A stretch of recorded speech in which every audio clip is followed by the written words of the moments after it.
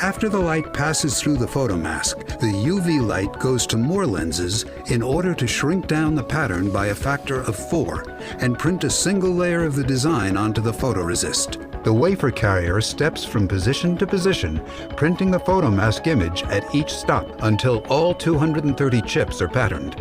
Let's clarify one detail. In our previous examples, we talked a lot about this CPU having 80 layers. Specifically, what we were referring to is the number of photomasks and mask layers used to create all the different layers of patterns on the wafer.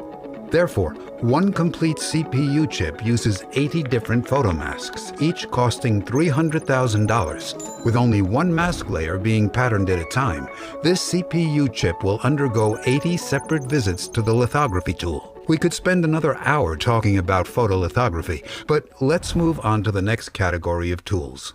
Deposition tools are used to add or deposit material onto the wafer. A lot of times we use the mask layer from the photolithography step to add materials to the areas uncovered by the mask layer, kind of like spray painting through a stencil.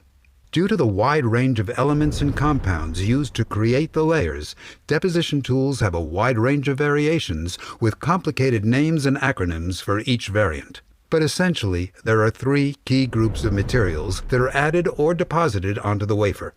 Metals such as copper or tantalum, insulators which are typically called oxides, and crystalline layers of silicon.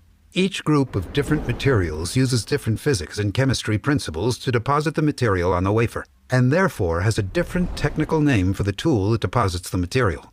Deposition tools typically have a central wafer handling chamber, with the various chambers attached to the edges, each one dedicated to adding just a single element or compound.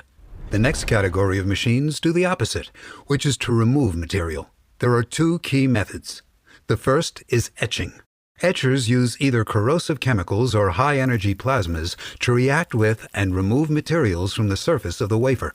They're typically used with the mask layer stencil in order to remove the material exposed by the mask, thus creating a hole that can be later filled by a deposition tool. The second method to remove material is CMP, which is chemical mechanical planarization.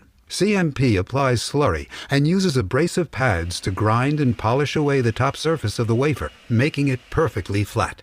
CMP levels off the top layers of the wafer and is typically used as the last step in a cycle of processes in order to prepare the wafer for another layer to be added. The fourth category are tools that modify the silicon and are called ion implanters. These tools use the photomask stencil to bombard the unmasked regions with phosphor, boron, or other elements in order to make the P and the N regions required to